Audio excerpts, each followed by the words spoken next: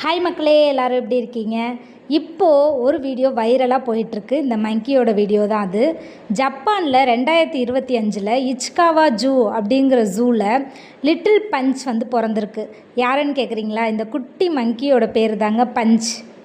இந்த பஞ்சை ஏன்னு தெரியல, அவங்க அம்மா மங்கியே துரத்தி விட்டுருந்துருக்கு. அவங்க அம்மா மங்கியே துரத்தி விடுறதுனால மற்ற எல்லா மங்கீஸும் இதை வெறுத்து ஒதுக்க ஆரம்பிச்சிருச்சு. இது லோன்லியாக ஃபீல் பண்ணி தனியாகவே சுற்றிட்டு இருந்தது. அங்கே சாப்பாடு போடுற அவங்க இந்த பஞ்சை ஆறுதல் படுத்துறதுக்காக ஒரு பொம்மையை கொடுத்து அதை ஆறுதல் பட வச்சுருக்காங்க. அந்த பொம்மை தான் தன்னோட தாய் அப்படிங்கிற மாதிரி அதை நினச்சி அந்த பொம்மையோடையே வாழ ஆரம்பிச்சிருக்கு.